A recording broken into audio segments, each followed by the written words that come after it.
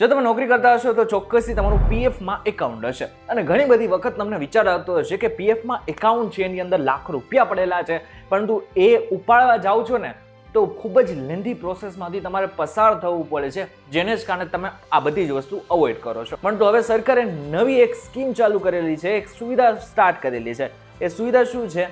તમે ડાયરેક્ટ યુપીઆઈથી જ પીએફના પૈસા ઉપાડી શકશો. હવે પૈસા કઈ રીતના ઉપડશે અને આની સાથે સાથે પ્રોસેસ શું છે, એ બધી જ વસ્તુ આજના ખાસ વિડીયોમાં જાણવાના છીએ. એટલા માટે થઈને આજનો આ ખાસ વિડીયો તમારા માટે જ બનાવેલ છે. આ વિડીયો એકવાર પૂરો જોઈને જોજો.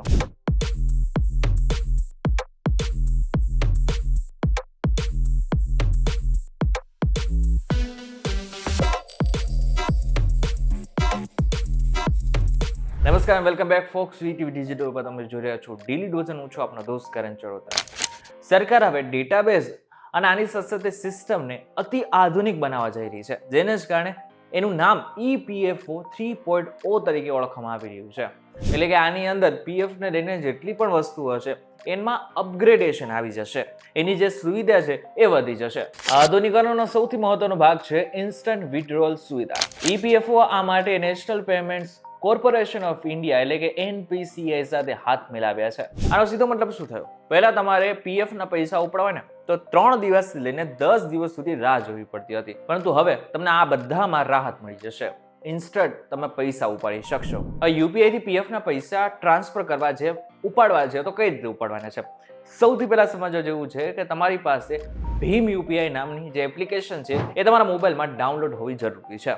હવે જે ભીમ યુપીઆઈ છે એ તમારા બેંક ખાતા સાથે પણ કનેક્ટ હોવી જરૂરી છે. આ એપ્લિકેશનની અંદર EPFO નો એક ખાસ સેક્શન હશે જ્યાં તમે બીમારી, શિક્ષણ, લગ્ન અથવા કુદરતી આફતો જેવા એડવાન્સ કેટેગરી હેઠળ ક્લેમ કરી શકશો. અને આ બાદ તમે જેવો ક્લેમ કરશો કે તરત જ EPFO નું નવું સેન્ટ્રલાઇઝ્ડ સર્વર તમારા આધાર અને UAN ડેટા સાથે તમારી વિગતો સેકન્ડોમાં તપાસશે અને જેવી સીધી મંજૂરી મળશે કે તરત જ એ બેંક સાથે કનેક્ટ કરશે અને આ બાદ ડાયરેક્ટ તમારા ખાતામાં આ પૈસા જમા થઈ જશે. હવે તમને પ્રશ્ન થતો હશે કે શા માટે થઈને આ બધું જ કરવાની જરૂર પડી, આ ચેન્જીસ કરવાની જરૂર પડી? તો દર વર્ષે લાખો ક્લેમ પ્રોસેસ કરવામાં આવતો હોય છે, જેની અંદર જો 5 લાખ રૂપિયા સુધીનો પ્રોસેસ હોય ને તો એના માટે થઈને પણ 3 થી 4 દિવસ રાહ જોવી પડતી હતી. અને આની સાથે સાથે જો ટેકનિકલ ખામી અને બેંક હોલિડે આવી જાય તો આ સમય વધી જાય છે.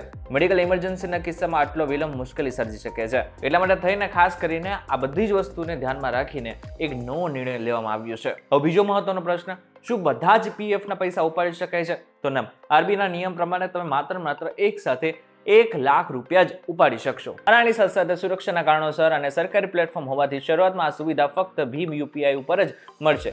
જો કે ભવિષ્યમાં ફોન પે અને ગૂગલ પે ઉપર પણ આ સુવિધા આવી શકે છે. હવે બધું સમજી રહ્યા છે તો તમારી પાસે અમુક વસ્તુ હોવી જરૂરી છે કે જેના દ્વારા જ આગળના સમયમાં તમે આ બધી પ્રોસેસ કરી શકશો. જેમાં સૌથી પહેલા તમારું UAN એટલે કે યુનિવર્સલ એકાઉન્ટ નંબર હોવું જરૂરી છે અને એક્ટિવ હોવું પણ જરૂરી છે.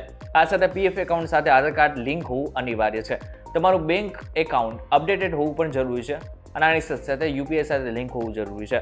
તમારા પીએફમાં નોંધાયેલો મોબાઈલ નંબર પણ ચાલુ હોવો જરૂરી છે. ત્યારે જે સિસ્ટમ છે યુપીઆઈથી પીએફના પૈસા ઉપાડવાની એ અત્યારે તો લાગુ નથી થઈ ચૂકી, એ અત્યારે બધી પ્રોસેસમાં છે, પરંતુ ટૂંક સમયની અંદર એટલે કહેવામાં આવી રહ્યું છે કે મિડ 2026ની અંદર આ બધી જ વસ્તુ લાગુ થઈ જશે અને આગળના સમયમાં તમે આરામથી યુપીઆઈથી પૈસા ઉપાડી શકશો.